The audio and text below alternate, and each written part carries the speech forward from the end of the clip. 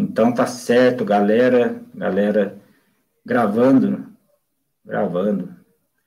Bom, boa noite a todos, a paz do Senhor. Eu estou aqui com o professor Vinícius e vou pedir para ele se apresentar, né, ao canal e aos irmãos do canal e para falar sobre esse assunto, né, que gera bastante conversa, bastante estudo, né? Então pode se apresentar, Vinícius. Faz a apresentação aí, o que você estuda, né? O seu apoio lá na IBAPA também, se você puder falar um pouco, né? Claro. Paz do Senhor, os meus irmãos que estão nos acompanhando aí nessa live, nessa pequena aula que a gente vai tentar, nesse pequeno bate-papo aí. Eu sou o professor Vinícius, eu coordeno o Instituto Teológico Batista, né, aqui de Guará. Sou professor também lá, dou aula de Teologia Sistemática.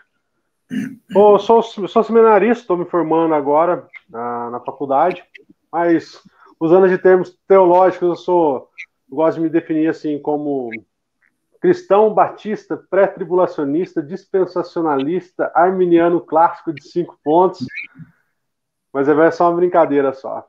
Vocês são só características que não é que elas nos definem, tá, meus irmãos? Elas apenas nos explicam. Então, para quem já está acostumado com esses termos teológicos, conseguiram entender tudo aquilo que eu acredito dentro do cristianismo, né? Mas é só uma brincadeira, mas podem chamar só de Vinícius aí, que é só uma brincadeira mesmo que a gente gosta de fazer, tá bom? Eu espero conseguir contribuir com vocês aí na explicação, nesses poucos minutos, dentro da teologia lá no Instituto. A gente trabalha por volta de 8 aulas, de 2 horas cada uma, para a gente falar o básico do básico do básico. Então aqui hoje a gente vai tentar falar em 40 minutos aí, o que a gente consegue resumir lá. Então vamos, com a graça de Deus aí, a gente vai conseguir. Tá, em primeiro lugar eu queria agradecer você, porque vai ser muito proveitoso, apesar de ser pouco tempo, porque é um assunto que muitos desconhecem, né? E é um assunto também que, apesar de você já ter um lado, né, que você já acredita, muitos ficam ainda em dúvida, né, do que seguir ou do que acreditar, né, porque são duas linhas realmente que eu acho que algumas pessoas, eu não sei se você também entende assim, mas algumas pessoas eu acho que vão ter dúvida pro resto da vida. Na verdade, esse assunto já tem aí 500 anos de duração, não vai ser hoje que a gente vai conseguir resolver. Na verdade, eu como professor, eu gosto de apresentar os 2 pontos de vista de forma neutra. Eu não tento induzir ninguém a acreditar em nada, eu apresento os fatos. A sua consciência, a sua espiritualidade vai mostrar o que você já acreditava, só vai revelar ali os termos que você acredita. Talvez você não conheça os termos, mas as pessoas vão conhecer ali a síntese desses termos. Tá? Então, eu vou tentar apresentar para vocês de uma forma neutra, tanto o arminianismo quanto o calvinismo. Embora eu tenha o meu ponto de vista, eu já falei no comecinho que eu sou um arminiano clássico de 5 pontos, mas eu não vou tentar induzir ninguém a acreditar nisso. Eu vou apresentar para vocês de forma extremamente neutra as 2 visões, tá bom? Bem, a gente tinha conversado sobre isso mesmo, vai ser muito bom. Então, eu quero falar um pouco do canal, né? Você falou a respeito da aula que você dá. Eu queria mandar um abraço, um beijo, na verdade, para os irmãos, um beijo no coração dos irmãos da IBAPA, né? Que Amém. Eu tenho uma dívida de amor, eu acho que eterna com eles, para comigo e para com a minha família. Então, fica aí um beijo para os irmãos. O canal Café com a Verdade, ele nasceu para ser um grupo de Celebrando a Recuperação implantado nas igrejas. Celebrando a Recuperação é um programa batista que nasceu de dentro dos Alcoólicos Anônimos, só que esse programa ele abrange depressivos, ansiedade, alcoolismo, drogas, né, entre outros, e esse programa é um programa implantado nas igrejas com um sistema, é um programa sistematizado, né, de duração de 6 meses a 1 ano, depende da forma como você vai colocar o programa. Só que daí, acabou que esse canal virou um grupo de pessoas necessitadas de igreja, e acabou virando outra coisa, foi para outro caminho. A gente faz entrevistas, eu entrego mensagens, outras pessoas entregam mensagens. A gente tem um grupo que a gente faz reuniões também, semanais, às vezes de 15 dias em 15 dias, e a gente se ajuda, né?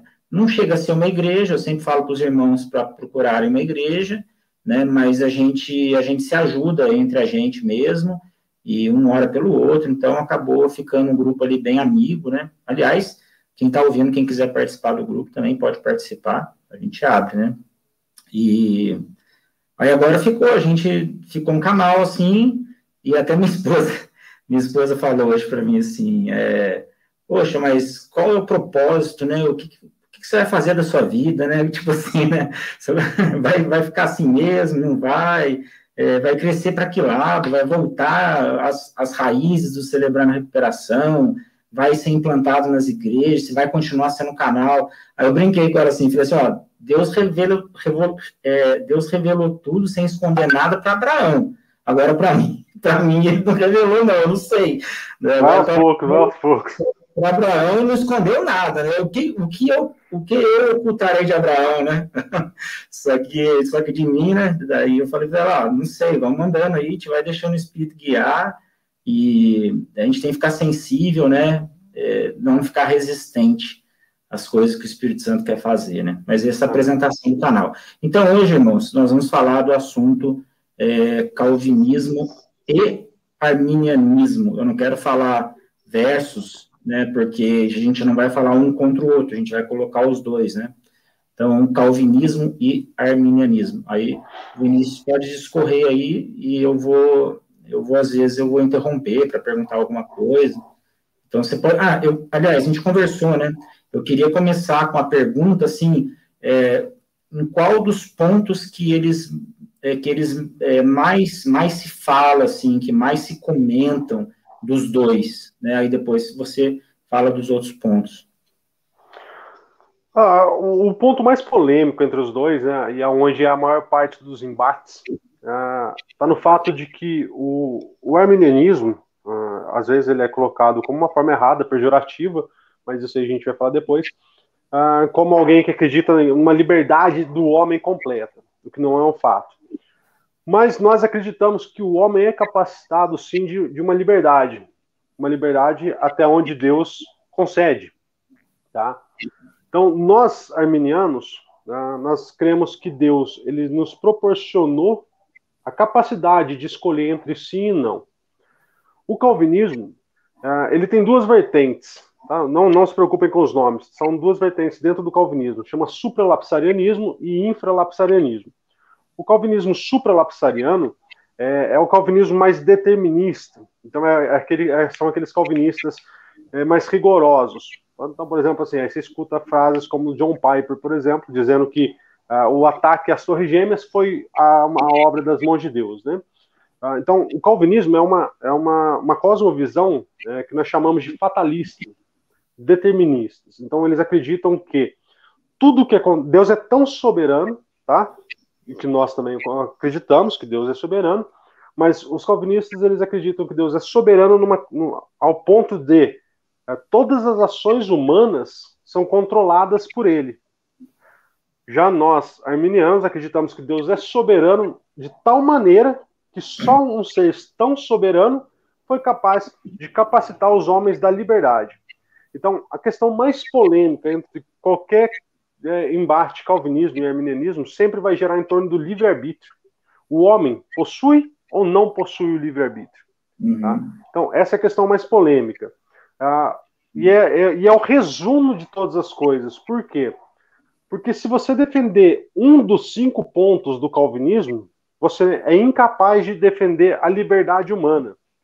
E se você defender um dos pontos do arminianismo, clássico principalmente, você é incapaz de defender o determinismo. Então, qualquer um dos pontos que você acreditar em cima de um deles, automaticamente você é impossibilitado de acreditar nos outros, tá? Então, resumindo, a grosso modo, vamos colocar assim, né? Tudo vai se resumir na liberdade humana. Até onde o homem é capacitado de escolher entre o bem e o mal, ou tudo aquilo que acontece porque Deus quer. Tá? Então, basicamente, esse é o ponto principal entre as duas cosmovisões. Tá. Então vamos, eu acho que a gente já pode começar com os... E, aliás, o que você falou, essa explicação entre livre-arbítrio ou determinismo, ele vai até o ponto da salvação, né? Ele vai até o ponto de você ser salvo ou não, que eu acho que é o que mais se debate, né? Seria a salvação, né? A perda da salvação. A perda da salvação. A perda da salvação. Isso. Então, é um dos aspectos, na verdade, historicamente falando, já é um dos aspectos bem debatidos, né? Tá. Nos 5 pontos, falando só da perda da salvação agora, por exemplo, no arminianismo, nós chamamos isso de, dentro do acróstico, né, do arminianismo, que chama FACTS, é o S, tá? Segurança em Cristo. No calvinismo, é a TULIP. Então, é o P da TULIP, que é a perseverança dos santos. No calvinismo, os calvinistas acreditam que Deus, por ter escolhido aqueles que seriam salvos, esses vão perseverar até o fim crendo, porque Deus os fará perseverar. Uhum. No arminianismo, as pessoas são salvas por estarem seguras em Cristo, tá? Elas são salvas porque, enquanto elas estiverem em Cristo, elas têm a plena certeza da segurança da sua salvação. Então, sim, a questão é, alguém pode perder a salvação? Né? Então, a liberdade humana vai até esse ponto. A que ponto Deus nos deu a liberdade que, baseado nas nossas escolhas, estaríamos sendo salvos ou condenados? Tá. Antes de você entrar nos 5 pontos, sinceramente falando agora, particularmente, né, eu sou muito sincero no canal, nas palavras do canal. Eu acho que o que mais diverge para mim um do outro é, por exemplo, Deus já ter os eleitos preparados e aí você,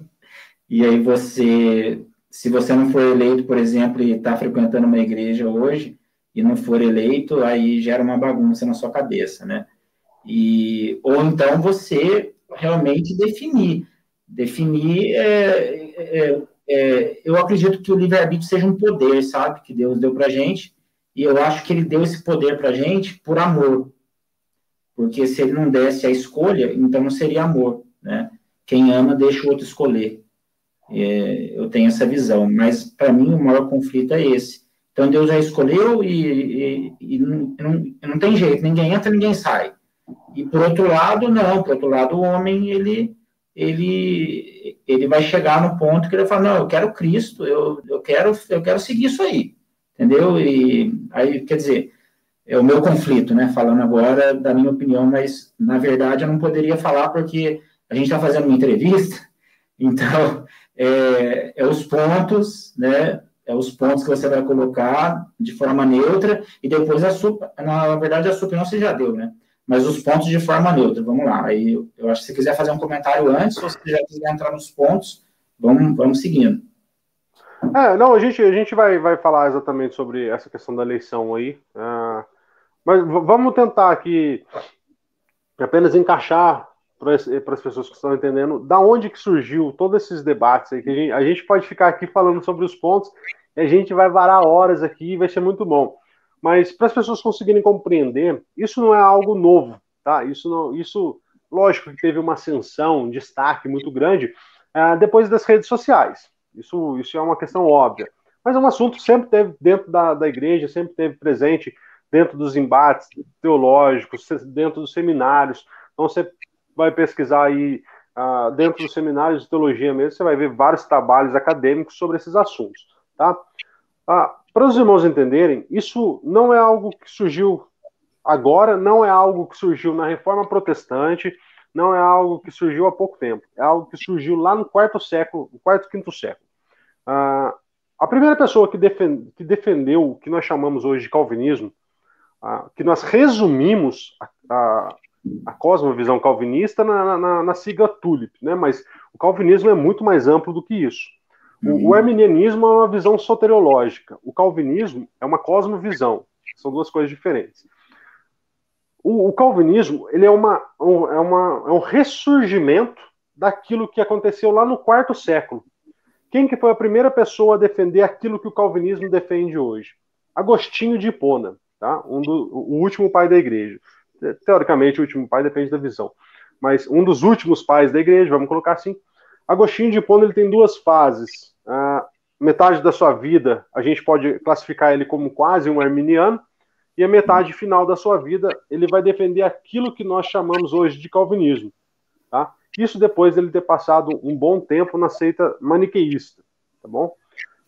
Tanto que o próprio João Calvino, quando vai defender aquilo que ele acredita, ele alega que ele se entristeceu quando ele estudou os pais da igreja, ao ver que apenas uma pessoa dos pais da igreja acreditava naquilo que ele acredita, que era Agostinho de Hipona. Nenhum outro dos pais da igreja anterior a Agostinho acreditava naquilo que hoje nós chamamos de calvinismo. Tá? Então, o calvinismo nada mais é do que um agostinianismo ressuscitado após a Reforma Protestante. Tá? Então, assim, isso começou no quarto século, no quarto, quinto século. Isso veio vindo, mas acabou sendo abafado pelos problemas que a igreja começou a enfrentar com outros assuntos, com outros aspectos, até a questão política, entre outros assuntos. Ela foi ter ênfase novamente com os movimentos evangelistas que tiveram. Então, se eu escuto falar sobre movimento como, por exemplo, dos morávios, movimentos grandes que tiveram esses assuntos envolvidos, mas ele começa a ganhar destaque com os pré-reformadores. Então, vem ali John Huss, John Wycliffe, Jerônimo Savonarola e, logicamente, depois com Martinho Lutero. Lutero também é a mesma coisa. Né? Quando ele acontece a Reforma Protestante, né, em 1517, as pessoas querem voltar o pensamento dos cristãos protestantes, né, era o quê? Vamos voltar às origens. Por quê? Porque a igreja se desviou das origens. Então vamos voltar às origens. O que eles fizeram? Eles foram buscar os pais da igreja. Só que Martinho Lutero, ele era um monge o quê? Agostiniano. Então, quando ele foi beber das fontes, ele foi buscar em Agostinho de Hipona. Então, por isso que ele deu bastante ênfase no que hoje nós chamamos de calvinismo. Porém, o melhor amigo dele, que fez parte da reforma junto com ele, que se chama Philippe Melanchthon, a gente até diz que ele foi o primeiro arminiano antes do próprio Armínio. Ele defendeu exatamente as mesmas coisas, tá? E ele influenciou diretamente Martinho Lutero na sua teologia, tá? Então Lutero também é a mesma coisa. Lutero é o inverso de Agostinho de Hipona. Lutero, no começo, ele era o que nós chamamos de calvinismo, no final ele é o que nós chamamos de arminiano, tá? E assim foi indo, tá? Então depois vieram outras pessoas, vieram outros nomes, e até chegar ali em João Calvino, né? Onde Calvino também ele vai estudar os pais da igreja, a mesma coisa, ele vai e mergulha muito em Agostinho de Hipona. Qual o problema nisso, meu Rodrigo? É que, assim, a igreja não se resume a um pai da igreja. A gente tem inúmeros. Orientais e ocidentais. A igreja foi beber somente no ocidente com Agostinho de Hipona, aqui, na nossa parte, né? E eles esqueceram os outros pais da igreja. Então, você pega ali Tertuliano, você pega ali... fugiu o nome agora. Eu tô sem meu computador aqui, acabou fugindo alguns nomes. Mas você pega ali, eu acho que eu tenho alguns nomes aqui de algumas coisas anotadas. Cadê? Mas não, a gente tá compreendendo. Até peço desculpas, irmãos, é que meu computador, na verdade, meu computador queimou. Meu computador fez o favor de queimar, então aí acabei perdendo algumas coisas. Então, mas deixa pra lá o nome dos pais. Mas beleza, Ocidente e Oriente. Aí as pessoas começaram. Os líderes da igreja, né, da igreja protestante, começaram a mergulhar somente em Agostinho e acabaram esquecendo dos outros pais. tá? Orígenes, por exemplo, Orígenes tem um monte de coisa que ele fala contra aquilo que é o chamado de determinismo, e assim vai indo. E aí ele foi ter ênfase mesmo no que nós chamamos hoje de igreja reformada, né? Por quê? Com a ascensão da reforma protestante, né, após ela ter acontecido e o crescimento que ela foi tendo, ali foi envolvido vários aspectos políticos, sociais, e aí a igreja se tornou muito grande, o protestante, né, o chamado evangélico que nós chamamos hoje, ele se tornou algo muito grande e muito chamativo. Aí João Calvino, que ganhou, ele tem todos os seus méritos, era um advogado excelente, o cara era demais mesmo, tinha uma oratória. Hoje, a escola que nós conhecemos hoje, o aspecto escolar mesmo, daquilo que nós temos de escola secular, muito se deve a João Calvino. Então, assim, ele tem os seus méritos demais, né? E quando ele começou a estudar esses aspectos da igreja, ele tomou um choque ali em relação a isso, né? Ele falou, poxa, nenhum pai da igreja acreditava do mesmo jeito que eu acredito, a não ser Agostinho. Então, mas mesmo assim ele continuou pregando. Até que na Holanda, ali mesmo na Holanda, surgiram algumas pessoas que não concordavam com ele. Tá? O sucessor de Calvino foi Teodoro de Beza. Tá? Me perdoe se eu errar alguma coisinha do nome aqui, como eu falei para vocês, eu estou sem o computador, então estou tentando lembrar de cabeça. O sucessor de Calvino foi Teodoro de Beza. Após Teodoro de Beza, o próprio Teodoro queria que o Jacó Armínio fosse o sucessor dele na cadeira de Langdon, lá na universidade. Tá? Aí o que acontece? Esse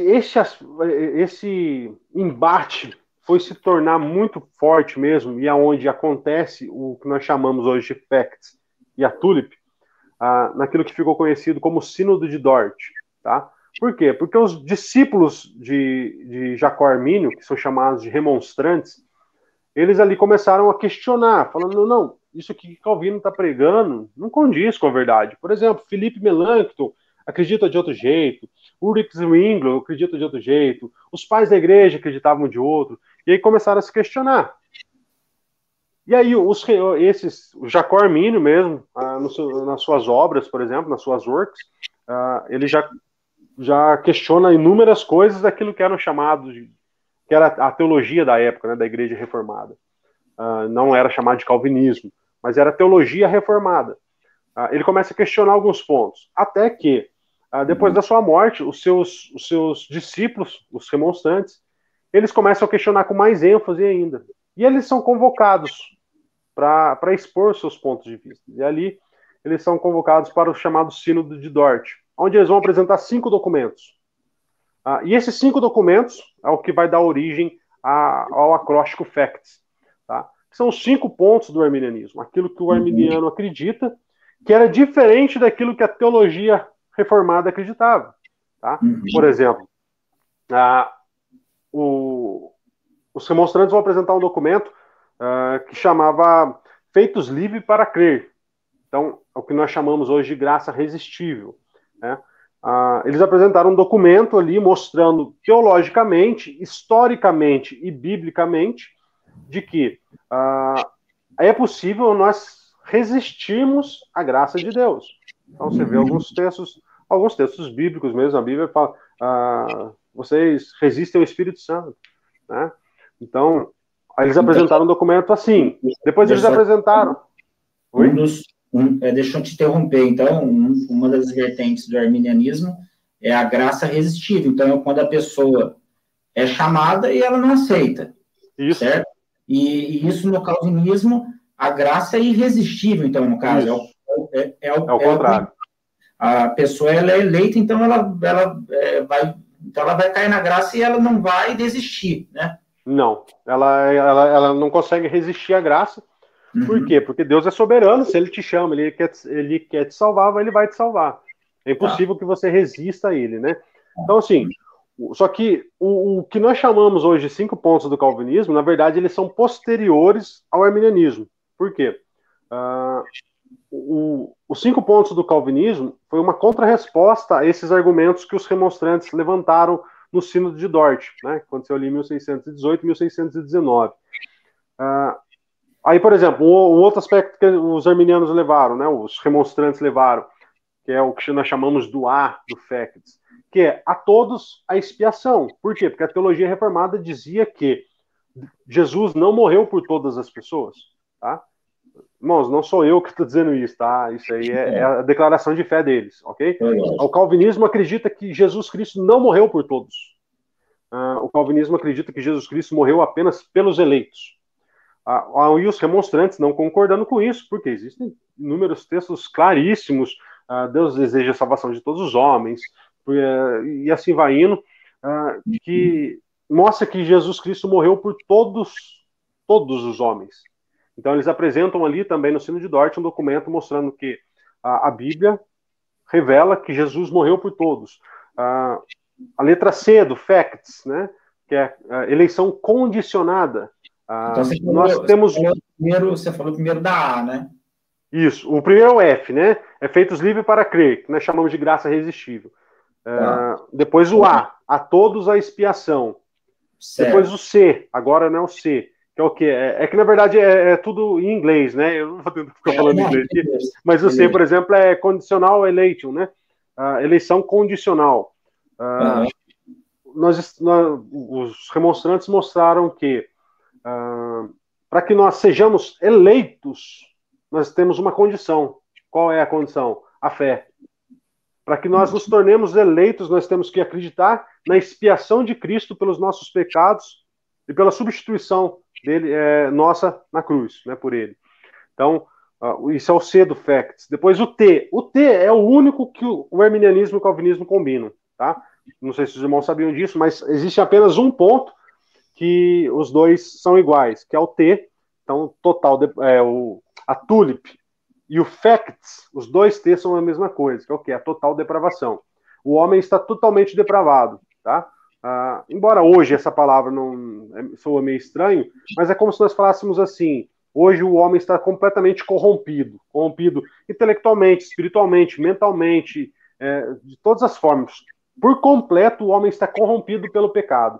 Tá? Então, esse é o T. Em relação ao seu corpo e em relação a tudo, a terra.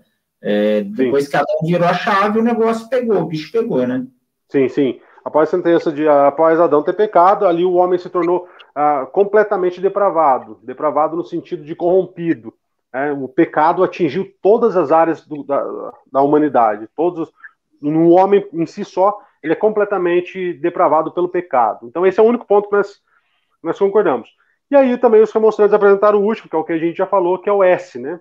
A segurança em Cristo. Mostraram que é possível, sim, nós perdermos a salvação, mas que enquanto nós estivermos em Cristo, nós estamos seguros dela. Tá? Enquanto nós estivermos em Cristo, ou seja, acreditando em Cristo, nós temos a plena certeza da salvação. E aí, após eles apresentarem isso, ficou conhecido depois como os Canons de Dordrecht, ou Canons de Dort, que são a resposta do calvinismo para esses 5 pontos do arminianismo. Então foi quando eles fizeram a tulip, que é a total depravação, eleição incondicional, expiação limitada, graça irresistível e a perseverança dos santos. Tá? Então esses são os 5 pontos. Essa resumidamente, eu consegui fazer um milagre de falar em 23 minutos aí, a história mais resumida possível sobre os 5 pontos aí. Assim, se você puder falar um pouco mais dos 5 do calvinismo. Você pode só aprofundar um pouquinho mais, porque a gente aprofundou um pouco mais o arminianismo. E o calvinismo. Na verdade, eu quis aprofundar mais no arminianismo para mostrar para os irmãos que foram os remonstrantes que apresentaram esse documento. Tá? Aí, os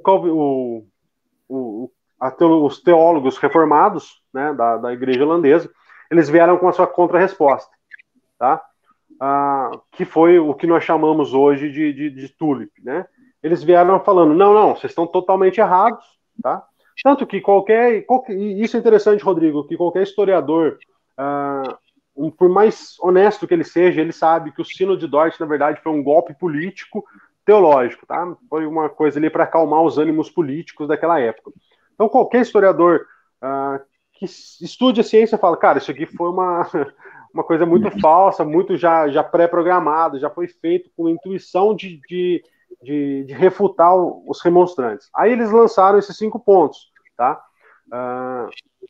Que é o quê? A tulip. Então, a total depravação. Aí ele falou, não, nisso aqui a gente concorda. Tá. Nisso aqui vocês estão certos, nós também acreditamos assim, que o homem está completamente depravado, que o homem por si só ele é incapaz de fazer o bem. Se não for a graça de Deus sobre o homem não é capaz de fazer nada que seja bom. Aí nós concordamos. Mas então, aí quando... Então, o que combina é que sem a graça, só com esforço humano, não dá. Nós só vamos fazer o errado perante Deus. Tá, beleza. Tá? Aí depois eles falaram, agora vocês falaram que a eleição é condicional. Aí os reformados falaram, não. A eleição é incondicional. O homem não tem que fazer nada para ser eleito. É Deus quem os elege. Tá? Aí eles alegam que Deus, na sua soberania, ele escolheu incondicionalmente aqueles que ele queria salvar. Tá? Então, Deus ele selecionou algumas pessoas no mundo, tá? Desde a criação, falou, esse eu vou salvar, essa pessoa que eu quero salvar. E aí eles falam assim, isso soa estranho, né? Fala, pô, mas Deus quer salvar ou não quer salvar? Deus fez as pessoas sem querer salvar elas. Aí entra as duas vertentes do calvinismo, que é o supra e o infralapsariano, né? O supralapsariano vai dizer assim, que é o calvinismo radical que nós chamamos hoje. Fala, não, é assim mesmo, Deus criou algumas pessoas para o céu e Deus criou algumas pessoas para o inferno. A maioria dos próprios calvinistas não concordam com essa visão.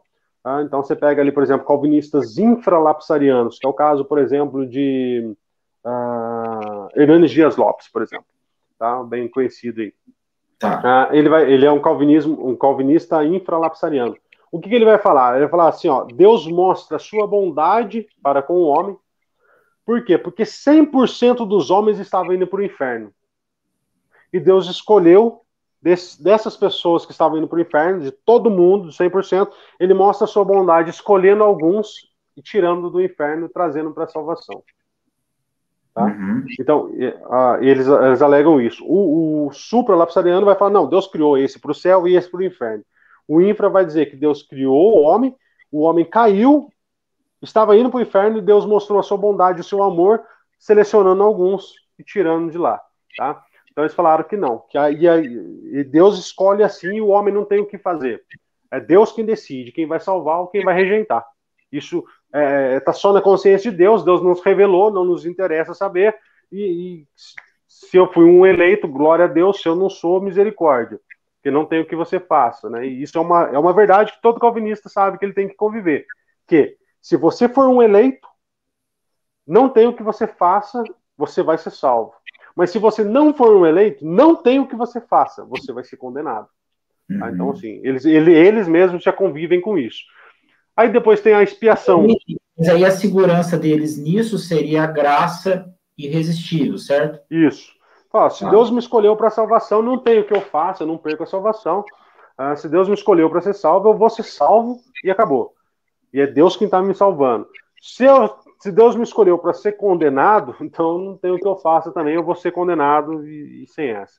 Tá? Uhum. Essa é a conclusão lógica do calvinismo, infelizmente é essa, e eles mesmos alegam isso que eu estou dizendo para vocês, tá ok? Uhum. Ok.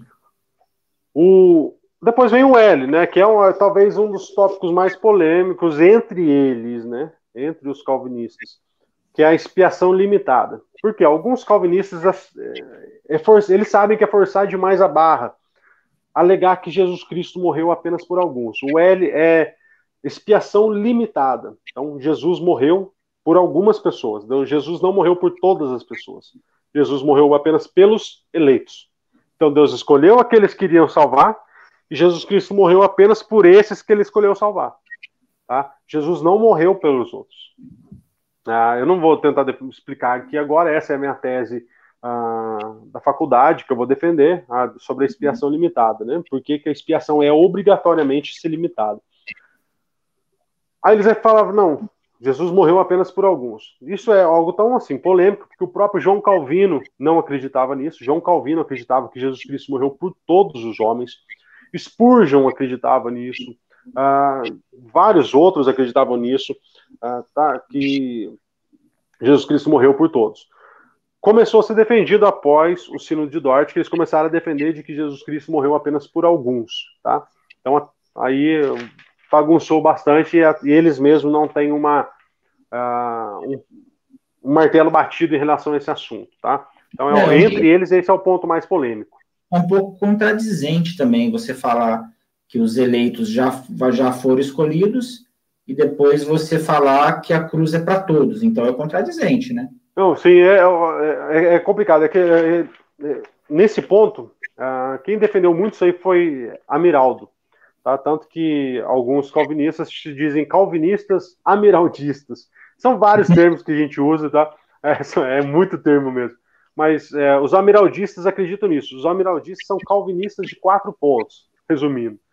Eles acreditam que Jesus morreu por todos, eles defendem os 4 pontos do calvinismo, menos a expiação limitada. Eles acreditam que Jesus morreu por todos. Então, esses são os amiraldistas, tá? Forçar muito a barra, falar que Jesus Cristo não morreu por todos, mas, ao mesmo tempo, se eu digo que Jesus Cristo morreu por todos, na eleição incondicional, deveria acarretar conclusoriamente de que todas as pessoas deveriam ser salvas, tá? Esse é o problema do amiraldismo, né, do calvinismo de 4 pontos.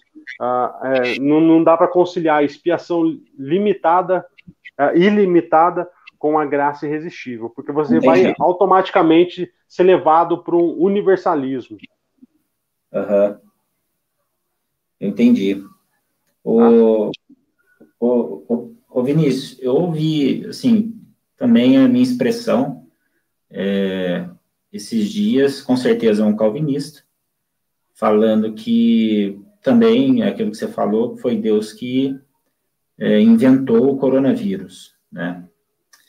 E eu fiquei, assim, um pouco chateado com isso, porque eu não sirvo um Deus que inventa uma doença, né?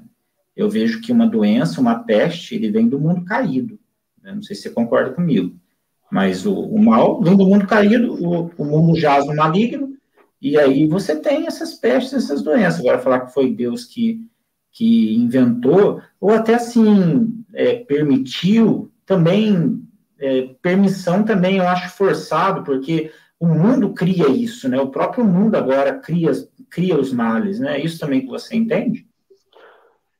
É um assunto meio complicado, porque assim, é o que eu sempre digo para meus alunos: a cada afirmação que você fizer, você vai ter uma conclusão lógica daquilo. Então, por exemplo, eu não acredito que Deus tenha criado isso com o propósito de trazer justiça. Não acredito nisso. Uhum. Eu acredito que a própria natureza já revela o pecado e as coisas vão acontecendo, e as profecias ditas na Bíblia são apenas a revelação daquilo que Deus viu. Embora Deus esteja presente, né? Nós chamamos isso dentro da teologia de imanência, tá? É um atributo da personalidade de Deus. Então Deus é imanente, Deus está presente na criação. Tudo que acontece no mundo acontece porque Deus permite que aconteça, tá? O coronavírus foi criação de Deus, por exemplo? Eu não acredito que Deus falou assim, vamos, junta aqui galera, junta aqui os anjinhos, vamos criar um negócio aqui agora para tacar terror no pessoal lá. Não acredito nisso. Até porque hoje nós vivemos a dispensação da graça. Porém, essa dispensação da graça vai ter um período final, e aonde nós vamos colher mais um atributo de Deus, que é a sua justiça. Deus, ele é justo também. Então, assim, eu acredito que Deus tenha permitido que isso viesse a acontecer, tá? Mas não acredito que ele tenha criado. Eu digo que ele permitiu, por quê? Porque eu creio que Deus, ele controla tudo que acontece. Uhum. Tudo. Esse é o aspecto de Deus, a imanência. Deus, ele está presente na criação, controlando tudo. Algumas coisas ele deixa acontecer, outras não. Veja o caso de Jó, por exemplo. Deus permitiu que o próprio Satanás tocasse a vida de Jó. Mas aquilo não aconteceu sem que... Aquilo não foi uma criação de Deus. Deus não chegou para Satanás, vem aqui, vai lá e vai testar o meu filho. Não foi isso. Satanás, ele veio. E Deus deu a permissão. Desculpe interromper, mas eu estava ouvindo hoje mesmo, nesse sentido, que Satanás, então, ele não tem poder para nada, né? Porque Não, foi Deus que permitiu que ele tocasse nos bens e depois em Jó. Foi Deus que permitiu. Deus falou, então vai, então, se você acha que ele não é fiel, vai, mas sem a permissão de Deus, não tem, não sei, porque assim, eu estou falando isso porque hoje em dia, você tem ligações de doutrinas dando brecha para Satanás entrar. Então, caso assim, se você não faz isso, você dá brecha para Satanás entrar. Se você, assim, dá um exemplo muito bobo no sentido de dízimo. Se você não dá dízimo, então... O devorador vai entrar. Para o gafanhoto ir lá e acabar com o seu dinheiro. No caso, é você que é desequilibrado financeiramente, para mim, né? Então, eu também creio nessa parte de Jó, historicamente, que Deus deu a permissão, senão Satanás não toca. É isso mesmo que você... É exatamente isso, né? As teologias acabam sempre se misturando, né? Como você disse. Por exemplo, isso aí chama satanologia, né? O estudo de Satanás. Satanás não é o rei do inferno, como muitos pensam. Satanás não é dono de nada. Satanás é alguém que foi condenado por Deus para passar a eternidade colhendo um atributo dele, que é a sua justiça, junto com aqueles homens que escolherem morrer sem Cristo, também colherão a sua justiça. Então o inferno foi criado para Satanás. Não foi criado para ele cuidar do inferno. Foi criado para ele ser condenado ao inferno. Tá? Então, Satanás vai ficar lá sofrendo. Ele não é o rei do inferno. Né? E assim, essas coisas que as pessoas falam, é muita falta, assim, infelizmente, na verdade, boa parte é culpa das lideranças, que não sabem explicar as coisas para os membros. Por exemplo, todo mundo, você falou aí do devorador, né? Qual que é a citação?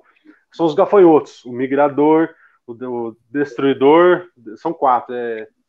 O migrador, devorador, destruidor e tinha o cortador, que é o primeiro. Aqui ela tá falando de gafanhotos literais que existiam naquela época de lá, então o pessoal espiritualiza isso. Não, se você não for dizimista, o gafanhoto devorador vai entrar e vai destruir. Aí falam aquelas coisas assim, se você não der na igreja, você vai dar na farmácia. Por quê? Porque Satanás entra e destrói. Que nada! Satanás muitas das vezes está olhando para essas pessoas querendo aprender como administrar tão mal as suas finanças, né? Fala, caramba, como é que ele conseguiu fazer essa loucura com esse dinheiro? Então, assim, eles colocam muita coisa, mas isso aí, infelizmente, é só uma falta de leitura bíblica, né? Eu acho que as pessoas precisam ter um despertar para isso. Por exemplo, Vinícius, você defende o dízimo. Eu, por exemplo, eu defendo o dízimo, mas eu faço uma outra analogia em relação a isso, que um dia a gente até pode conversar sobre esse assunto, se você quiser.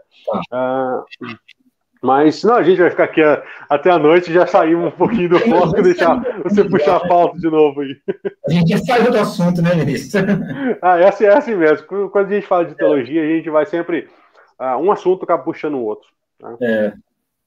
Mas eu queria saber de você, não sei se você vai ter essa resposta, mas tem algum ponto no calvinismo que ele, já que você não é calvinista, tem algum ponto no calvinismo que você acha um pouco coerente?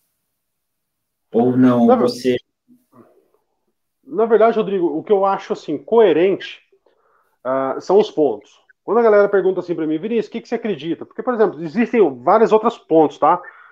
Por exemplo, o luteranismo é uma coisa. Dentro do luteranismo, nós temos outros 2 tipos de visões, que é dentro da igreja luterana, a igreja luterana, você já ouviu falar da fórmula de concórdia? Você já ouviu falar disso? Eu ouvi falar, mas eu não conheço. A fórmula de concórdia é o quê? É a tentativa de unir as duas partes luteranas que quase racharam. Que é o quê? Lembra que eu falei de Filipe Melanchthon e Lutero? Dentro do luteranismo, nós temos 2 pontos, que são os chamados gnésios luteranos e os luteranos melanchtonianos. São 2 pontos. Aqueles que acreditavam como Martinho Lutero acreditava e aqueles que acreditavam como Melanchthon acreditava. Então, assim, as pessoas às vezes falam, não, existe só o arminianismo e o calvinismo? Não, existe outros. Eu falei para vocês, o amiraldismo, tem ali o molinismo, que é de Luiz de Molina, por exemplo, aquele esqueci o nome dele, que bate muito nos ateus hoje, me fugiu o nome dele agora. Esqueci o nome dele, é um grande teólogo desse aspecto. Então, assim, existem vários outros, tá? Várias outras visões. Agora, só existem duas que são coerentes. Eu gostei dessa palavra que você usou, coerente. Por quê? Porque qualquer outra teologia que você for olhar, elas vão se contradizer em algum ponto. O que eu gosto no calvinismo e o que eu gosto no arminianismo é a coerência deles. Eles são os únicos que fecham os seus pontos. Somente os dois. Não tem outra teologia que feche os seus pontos, que não se contradigam de uma forma ou outra.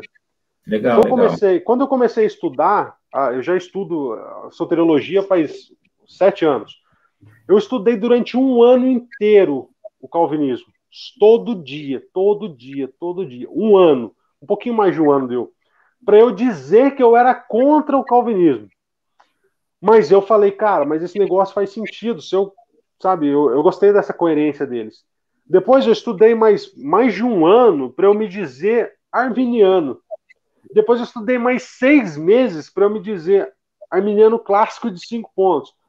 Qual que é o problema hoje? As pessoas faltam com essa coerência.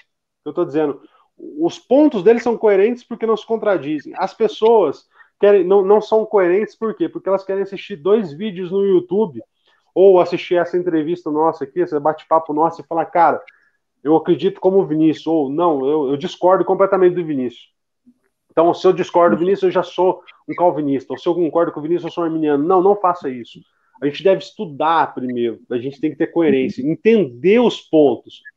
Porque muita gente assiste 2 vídeos do Paulo Júnior, um vídeo do Hernani Dias Lopes, do Augusto do Nicodemos. Pronto. Cara, gostei desse pessoal. Eu sou calvinista. Ou então escuta algumas coisas, por exemplo, de Billy Graham, D.L. Moody, antigos, né, ou de novos, Carlos Augusto Bailarte, vários outros novos aí. Você fala, nossa, cara, eu sou arminiano. Entendeu? Tipo, a pessoa não consegue formular o seu próprio pensamento, ela é baseada no pensamento dos outros. Então falta coerência. Eu gosto do calvinismo, do arminianismo, porque quando você estuda, você observa a coerência deles. Ô, Vinícius, a gente tem mais aí, acho que uns 10 minutos, porque se a gente passar, a gente não consegue postar no Instagram, né? Eu queria postar no Instagram. Mas é muito claro para mim que a gente poderia fazer várias outras entrevistas de 1 hora, mas eu acho assim que o que a gente explicou aqui, o básico, para as pessoas que nunca ouviram, né, ou para as pessoas que sabem pouco, eu acho que vai ser vai ter muito valor para essas pessoas, né? Agora, eu queria saber também de você o que também acontece, o que eu percebi em algumas pessoas que eu perguntei ou que eu pesquisei, que elas, ao estudarem a Bíblia ao passar dos anos, elas mudam de ideia, né? Eu percebi isso. E eu achei legal também essa situação, né? Porque você fica com a cabeça, com a mente aberta em relação ao estudo da palavra e em relação a você escolher qual linha que você vai seguir na sua cosmovisão cristã, né? Que você mencionou em relação ao calvinismo, né? E você tem alguma coisa para acrescentar nesse ponto que eu falei? Na verdade, o que eu oriento sempre, principalmente os meus alunos, Rodrigo, é o seguinte: as pessoas elas precisam buscar por si só as suas próprias fontes, tá? Então, por exemplo, em relação ao arminianismo e calvinismo, qual que é o problema? O problema é o seguinte: quando eu comecei a ver as pessoas, elas falavam assim, vou estudar o calvinismo. Aí eles iam procurar quem?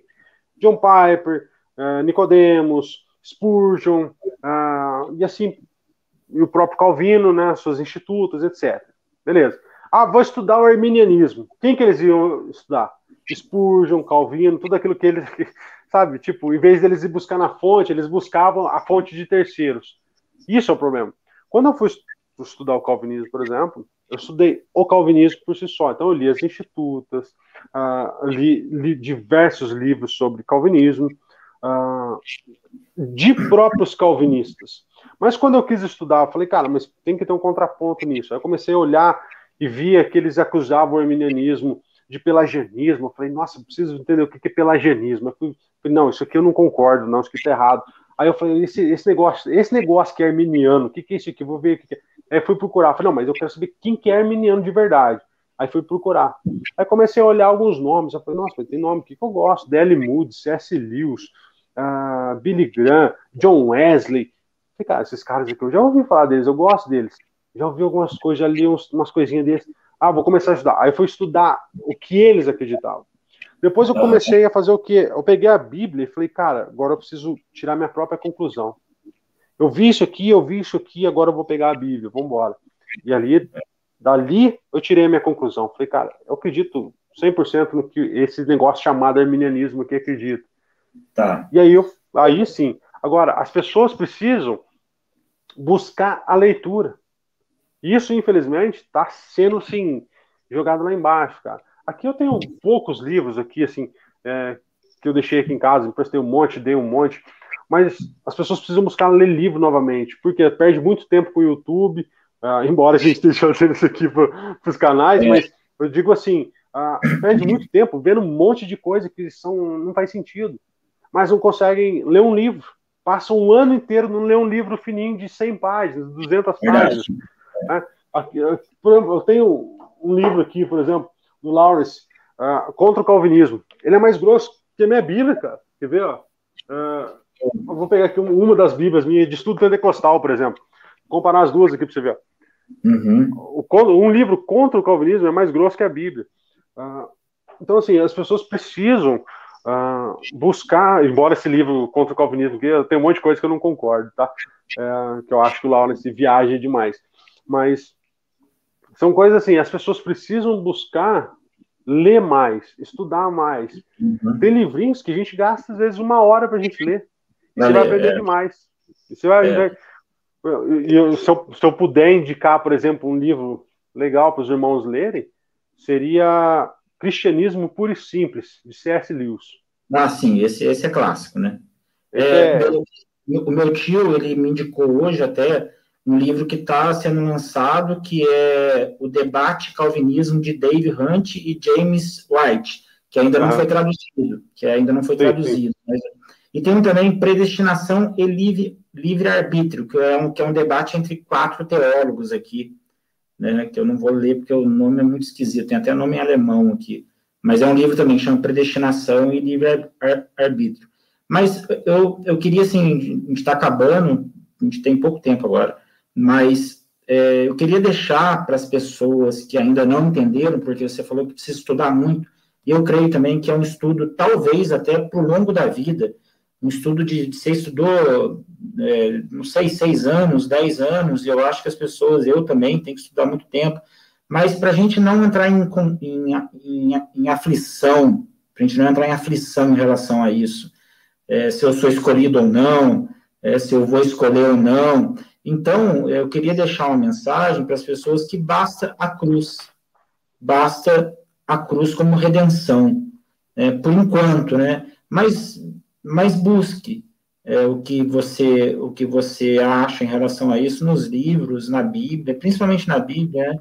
Principalmente na vida do próprio Cristo, né? Alguns exemplos de Paulo, mas principalmente na vida de Cristo. Se você for ficar aflito em relação a esse assunto, então basta para você a cruz de Cristo. Aí eu queria que você encerrasse também dando a sua opinião em relação a isso. Eu gosto, as pessoas sempre falam assim, vamos defender o arminianismo. Eu falo assim, cara, eu defendo as escrituras, porque o arminianismo defende as escrituras. Então, por exemplo, vou deixar aqui algumas coisas só para os irmãos poderem ver. Tá. Romanos 5,18. Assim como uma só transgressão resultou na condenação de todos os homens, assim também um só ato de justiça resultou na justificação que traz vida a todos os homens. Todos. Romanos 11,32, porque Deus colocou todos debaixo da desobediência para com todos usar de misericórdia. João 1:11 a 12, veio para que eram seus, mas os seus não receberam, falando dos judeus. mas aos que receberam e creram em seu nome, deu-lhes o direito de serem chamados filhos de Deus. João 1,19. Esse era a luz verdadeira que ilumina todo o homem. 1 João 2,2. Ele é a propiciação dos nossos pecados, não somente dos nossos, mas de todo mundo. E para encerrar, um dos que eu mais gosto, 1 Timóteo 4,10. Se trabalhamos e lutamos, é porque temos colocado nossa esperança no Deus vivo, o Salvador de todos os homens, especialmente dos que creem. Então, assim, às vezes a dúvida bate, e isso não é só entre calvinismo e arminiano. Eu conheço muitas pessoas que já entraram em crise de saber... será se Deus se importa comigo? Às vezes não é nem questão de... Será se Deus morreu por mim? Às vezes não é nem essa questão. Às vezes a questão é... Será se Deus realmente...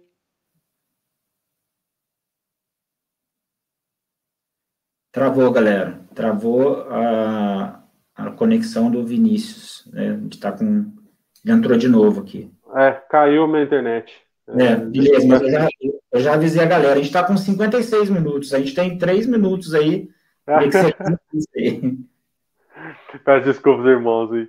Mas eu só queria dizer isso para os irmãos queridos. Às vezes é Satanás que tenta plantar essas dúvidas no nosso coração. Às vezes é a nossa própria mente que tenta colocar isso. Às vezes é a tristeza, as circunstâncias da vida. Mas eu quero dizer uma coisa para você, querido. De que Jesus Cristo morreu por você, de que Jesus Cristo quer te salvar, e para que isso aconteça, você só precisa de uma coisa, a eleição condicional, é crer. Crer, não que você é capaz, crer que você é livre, crer qualquer coisa, é crer que Jesus Cristo é a propiciação pelos seus pecados. Tá? E se você crer nisso, nós passaremos a vida eterna juntinho, conversando sobre esses assuntos, mais e mais lá. Peço desculpa por falar demais, eu falo muito, eu sei. Eu também. Essas são as minhas palavras também, para encerrar, que essa conversa nossa não gere aflição e crise em ninguém, porque basta a cruz de Cristo para redenção e para salvação, e basta, ponto final. Vinícius, eu agradeço de coração, cara, de coração as informações. Eu sei que é muita coisa ainda que você pode passar para a gente. Eu queria marcar outras conversas. A gente marca outras conversas se você puder. A hora que vocês quiserem. Com certeza vai ser excelente para o canal.